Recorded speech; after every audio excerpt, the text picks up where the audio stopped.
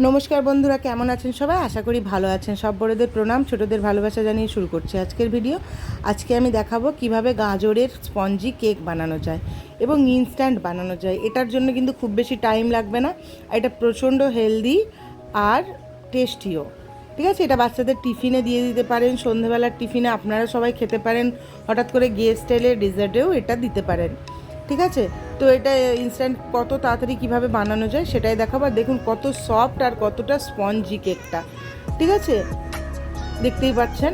আর খুব বেশি কিন্তু জিনিস দিয়ে কেকটা তৈরি করতে হয় না, খুবই ইজি বানানো। ঠিক আছে, তো ওগুলোই সব কিছু আজকে আপনাদের সঙ্গে শেয়ার করব। আমি যেটা করি, প্রথমেই সমস্ত কিছু যা যা কেকে দেবো, যা যা উপকরণ আমার বাড়িতে অ্যাভেলেবেল আছে, সেই সমস্ত কিছু আমি কিন্তু এখানে জড়ো করে নিলাম আগেই। ঠিক আছে, কারণ আজকাল না আমি ইদানিং অনেক জিনিস খুব ভুলে যাচ্ছি, মানে আমার এত টেনশনের মধ্যে না অনেক কিছু ভুলে যাই আমি। তো এরপর এখানে আমি 3টে গাজরকে গ্রেড করে নিয়েছি, একদম পাতলা পাতলা করে করেছি। আর বেশি কিন্তু মোটা হলে কিন্তু মুখে লাগবে, খেতে ভালো লাগবে না। তো আমি এখানে 6টা ডিম নিয়েছি, কারণ আমি 3টে করবো। একটা বড় সাইজের কেক করবো, একটা মিডিয়াম সাইজের কেক করবো। তো আমি 6টা ডিম ফাটিয়ে নিচ্ছি। আর আপনারা সবাই জানেন যে আমার ক্যামেরাম্যান বলতে আমি নিজেই, তো এই জন্য আমার ভিডিওতে মানে আমি ক্যামেরা করি, তো একটু মানে ভিডিও দিতে একটু অসুবিধে হয়। তো এটা প্লিজ একটু আমাকে ক্ষমা করে একটু এটা অ্যাডজাস্ট করে নেবেন। তো আমি 10 টাকার যে ফ্রুটির প্যাকেটটা হয় ওটা কিন্তু আমি একটু একটু করে দিতে থাকছি, ওই 10 টাকার ফ্রুটির যে ম্যাঙ্গো জুসটা, আর হচ্ছে একটু একটু করে চিনির গুঁড়ো দিচ্ছি। আমি কিন্তু নর্মাল চিনিটাকেই পাউডার বানিয়ে নিয়েছি। হ্যাঁ, তো ওটাই 1 কাপ ইউজ করবো, কারণ আমি কম মিষ্টি দিয়েই কেকটা কিন্তু বানাবো। আপনারা যদি বেশি মিষ্টি পছন্দ করেন তাহলে কিন্তু বেশি করে দিতে পারেন। কিছুটা জুস দিয়েছিলাম, আবার আমি বাকিটা কিন্তু এতে দিয়ে দেবো। আর এখানে কিন্তু আমি মেল্ট করে রাখা বাটার দিলাম 1/2 কাপ মতো। আপনারা চাইলে এটা কিন্তু সাদা যে কোনো সানফ্লাওয়ার অয়েল বা রিফাইন্ড অয়েলও দিতে পারেন যদি বাটার দিতে না চান। ঠিক আছে, তো রিফাইন্ড অয়েলগুলোর থেকে বাটারটা অনেক বেটার হবে, তো এই জন্য আমি এটা দিয়েছি। আচ্ছা, এরপর আমি এখানে কিন্তু বাকি সুগারটা মানে বাকি চিনিটা আমি এতে দিয়ে দিলাম। এরপর ভালো করে এটা কিন্তু মিশিয়ে নেবো। এরকমভাবে কিন্তু আপনি জন্মদিনের কেক বা অ্যানিভার্সারি কেক বা কোনো স্পেশাল অকেশনে কেক বানাতে পারেন। আমি কিন্তু এটা বাচ্চাদের টিফিনের জন্য, স্ন্যাক্সের জন্য বানাচ্ছি। এটা বানিয়ে কিন্তু আমি অনেক দিন পর্যন্ত স্টোর করবো। তো আমি কিন্তু এখানে কোনো রকম এসেন্স ইউজ করছি না। তো আমি এখানে যেটা করবো, এই ফ্লেভারটা কিন্তু খেতে খুব সুন্দর লাগে, একবার ট্রাই করে দেখতে পারেন। আমি এখানে 10-15টা এলাচ নিয়ে নিয়েছি। এলাচের ছালগুলো এভাবে ছাড়িয়ে নিয়ে যে দানাগুলো, সেইগুলোকে কিন্তু আমি এভাবে হামালদিস্তা দিয়ে পাউডার বানিয়ে নেবো। ঠিক আছে, একটু যদি দানা দানা থেকেও যায় সেটা মুখে পড়লে কিন্তু আরও ভালো খেতে লাগবে। তো আমি এখানে একটু কিন্তু ফুড কালার ইউজ করলাম, কারণ আমি ওই ডিমের যে গন্ধটা ওটা কেটে যাবে, যেহেতু আমি এসেন্স ইউজ করছি না। আপনারা যদি এসেন্স ইউজ করেন কালারটা অ্যাভয়েড করতেও পারেন।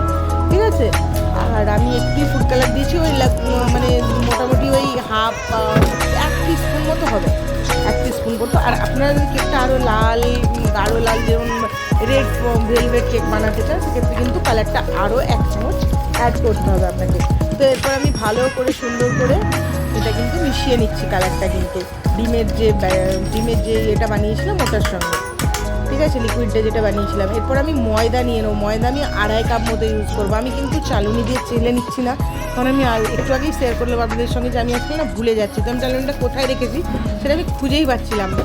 তো আমি প্যাকেট ময়দা ইউজ করছি, তো আমি এমনিই করছি। আমি 1 চামচ 1 টেবিল স্পুন মতো কোকো পাউডার দিলাম, কিন্তু আমার একটু সামান্য এক্সট্রা পড়েছিল, মানে ওইটুকুটা নষ্ট হবে, তো আমি ওটাকেও কিন্তু পরে মিশিয়ে দিলাম। এরপর আমি প্রথমে চামচের সঙ্গে একটু মিশালাম, এবং এরপর দেখলাম যে না, তাও দানা দানা হয়ে যাবে বলে আমি হাতে করেও পরে মেশাবো। এরপর আমি যেখানে দিলাম, এখানে 1 টেবিল স্পুন বেকিং পাউডার দিলাম। তো বেকিং পাউডারটা দিলাম আমি 1 টেবিল স্পুন।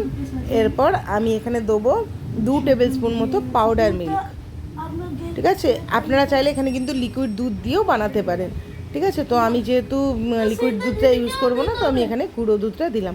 আর আমি যে ম্যাঙ্গো জুসটা ইউজ করেছিলাম সেখানে, আচ্ছা এবারে এলাচের যে পাউডারটা আমি বানিয়েছি সেটা আগে এর সঙ্গে মিশিয়ে নেবো। আর যেটা বলছিলাম যে আমি যে লিকুইড জুসটা আমি ম্যাঙ্গো জুস ইউজ করেছি, ওখানে কিন্তু আপনারা আপনাদের পছন্দ মতো যে কোনো ফলের জুসই ইউজ করতে পারেন। বাড়িতে বানিয়ে ইনস্ট্যান্ট বেদানা বা ম্যাঙ্গো জুস নিজে বাড়িতে বানিয়েও কিন্তু এটা বানাতে পারেন, মানে ইউজ করতে পারেন। তো এখন তো আমের সিজন না, তো যদিও আম উঠছে আস্তে আস্তে, তবু আর কি মানে আমটা অতটা অ্যাভেলেবেল না এখন, তো ওই জন্য আমি জুসটা ইউজ করলাম। ঠিক আছে, এরপর আমি এখানে দিয়ে দিলাম 1 টেবিল স্পুন ভিনিগারটা দিলাম কারণ আমি গাজর ইউজ করবো, বা গাজর সবজি বা ভেজিটেবল বা ফ্রুট যদি ইউজ করেন সেক্ষেত্রে একটু ভিনিগার দিলে আর যে ডিমের যে স্মেলটা সেটাকেও কাটিয়ে দেবে। তো এই জন্য ভিনিগারটা দিয়ে আমি আস্তে আস্তে করে কিন্তু যে পাউডারটা মানে বানিয়েছি ময়দার, ওটা কিন্তু আমি আস্তে আস্তে করে মেশাবো, কারণ একসঙ্গে মেশালে না ডালা পেকে যাবে আর কেকটা কিন্তু খেতে ভালো হবে না। তো ওটা একটু একটু করে দিয়ে আস্তে আস্তে পুরো কেকটাকে কিন্তু আমি এইভাবে মিশিয়ে নেবো যাতে কোনো ডালা না থাকে। আর এখানে আমি বানিয়ে নিচ্ছি বাটার পেপার। আমাদের মিডল ক্লাস বাড়িতে তো সবসময় বাটার পেপার বা কেকের যা যা সব কিছু অ্যাভেলেবেল হয় না, তো আমি বাটার পেপার আমার মেয়ে বানিয়ে দিচ্ছে। ওখানে কিন্তু একটা A4 সাইজের পেপার নিয়ে ওর মধ্যে সাদা তেল, যে কোনো সাদা তেল, সূর্যমুখী অয়েল, সানফ্লাওয়ার অয়েল আপনি ইউজ করতে পারেন বা ঘিও ইউজ করতে পারেন। তো আমার মনে হয় ঘি শুধু শুধু ফেলে দেবো ফালতু, তো ঘিটা না ইউজ করাই বেটার। তো আমি সাদা তেল দিয়ে আমার মেয়ে এটা বাটার পেপারটা বানিয়ে নিচ্ছে। এটাকে আমি ওই কেকের মধ্যে মোল্ডে যে তলে যে ইউজ করে পেপারটা, ওটাই আমি ইউজ করব। তো এখানে আমার অলমোস্ট রেডি হয়ে গেছে। আপনারা চাইলে কিন্তু এরকম 10 টাকার একটা লিকুইড মিল্কও এরপর অ্যাড করতে পারেন যদি আপনার দেখেন যে এই ব্যাটারটা একটু পাতলা প্রয়োজন। ঠিক আছে, আমি এরকম একটা ব্যাটার রাখছি। এরপর এটাকে আমি এর মধ্যে যে গ্রেড করে রেখেছিলাম গাজরটা, 3টে গাজর, তো সেটাও আমি আস্তে আস্তে করে দিয়ে কিন্তু পুরো কেকটাতে মিলিয়ে দেবো। ঠিক আছে, আমি আবার বললাম যে এসেন্স যদি ইউজ করেন তাহলে কালারটা অ্যাভয়েড করবেন, কারণ কালারটা মোটেও ভালো না, যতই ফুড কালার হোক তাও। ঠিক আছে, কিন্তু আমার কাছে কোনো অপশান ছিল না, তো সেই জন্য আমি এই কালারটা ইউজ করতে বাধ্য হয়েছিলাম। ঠিক আছে, তো এরপর আমি গাজরটাকে ভালোভাবে মিলিয়ে নেব। এরপর আমি নিয়ে নিয়েছি, এরপর আমি এখানে এইটা যেহেতু বড় মানে A4 সাইজের পেপার আর আমার কেকটা যেহেতু বড় কেক হবে, তো এখানে না আমি পেপারটাকে অ্যাডজাস্ট করতে পারছিলাম না। ঠিক আছে, তো আমি কী করবো, কেক মানে পেপারটাকে ফোল্ড করে তারপর কিন্তু আমি ব্যাটারটা দেবো। ব্যাটারটা কিন্তু মিডিল মানে হাফ পর্যন্তই রাখবেন, ওর থেকে বেশি যেন না আসে, কারণ এই কেকটা প্রচণ্ড ফ্লাফি ফুলবে, তো সেই ক্ষেত্রে না কেকটা বাইরে চলে আসার সম্ভাবনা বেশি থাকবে। তো এই জন্য, আর এইটা ছোট যেটা মিডিয়াম সাইজের কেকটা বানাচ্ছি, ওখানেও আমি কিন্তু নর্মালি কোনো মল্ড ইউজ করছি না, আমি ওই নর্মাল যে বাড়িতে বাটি থাকে সেই বাটিতেই আমি কেকটা কিন্তু তৈরি করছি। তো এরপর এতেও ব্যাটারটা বাটার পেপার লাগিয়ে ব্যাটারটা ঢেলে দিলাম। আর আমি আজকে কিন্তু দু রকমই ইউজ করব, মানে একটা হচ্ছে ইন্ডাকশান ওভেনে কীভাবে করবেন সেটাও আপনাদের দেখিয়ে দেবো, আর গ্যাসের চুলায় কীভাবে করবেন সেটাও দেখাবো। আমার কাছে কিন্তু মাইক্রো ওভেন নেই, তাই ওটা কিন্তু আমি দেখাতে পারলাম না। তো যাদের আছে তারা জানেনই কীভাবে করতে হবে। তো এভাবে আমি কেকটাকে একটু ঠুকে নিচ্ছি যাতে ভেতরে মানে কোথাও ফাঁকা না থাকে। ঠিক আছে, এরপর আমি ইন্ডাকশান ওভেনটা মানে অন করব। প্রথমে একটু হাই ফ্লেমে রেখে এটাকে গরম করে নেবো, মানে প্রিহিট করে নেবো। ঠিক আছে, তারপরে এটাকে আমি মোটামুটি লো ফ্লেমে দিয়ে দেবো। এরপর আমি এটার আমার মধ্যে না স্ট্যান্ড যে হয় না, স্টিলের স্ট্যান্ড কিন্তু আমার কাছে একটাই অ্যাভেলেবেল, তো আমি দুটো দিতে পারছি না। আপনাদের কাছে যদি স্টিলের স্ট্যান্ড অ্যাভেলেবেল থাকে সেক্ষেত্রে কিন্তু এর ভেতরে স্ট্যান্ড দেবেন, তাহলে মানে নিচেটায় স্ট্যান্ড দেবেন, তাহলে আরও বেটার হবে। ঠিক আছে, আর ফ্লেমটা কিন্তু একদম লো রাখবেন, কারণ নাহলে কিন্তু কেকের নিচেটা ধরে যাবে আর কেকটা কিন্তু এত টেস্টি হবে না। এরপরে এই কেকটা ঢাকা দিয়ে রেখে দেবো 15 থেকে 20 মিনিট, 20 খুব জোর 25 মিনিট লাগবে। তারপর কিন্তু আমরা কেকটাকে চেক করবো। আর এখানে আমি গ্যাসের চুলে আবার বানাবো, তো এটার জন্য আমি কি করছি, একটা প্রেশার কুকার ইউজ করছি, কারণ প্রেশার কুকারে না কেকটা অনেক বেশি তাড়াতাড়ি হয়। তো এখানে আমার স্ট্যান্ডটা যেটা বললাম একটাই ছিল, তো ওটা দেবো।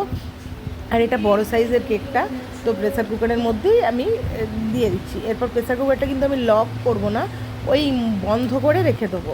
ঠিক আছে, আর এদিকে আমার লাঞ্চের প্রিপারেশন চলছে। তো এখানে গ্যাসটাকে একদম যে দুটো যে গ্যাসের ওভেনের মধ্যে যেটা ছোট থাকে সেটাকে একদম লো ফ্লেমে কিন্তু আমি কেকটা বানাবো। ঠিক আছে, এটা কিন্তু বেশিক্ষণ লাগবে না, যেহেতু প্রেসার কুকারে বানাচ্ছি 20 মিনিটের মধ্যে কিন্তু কেকটা তৈরি হয়ে যাবে আমার।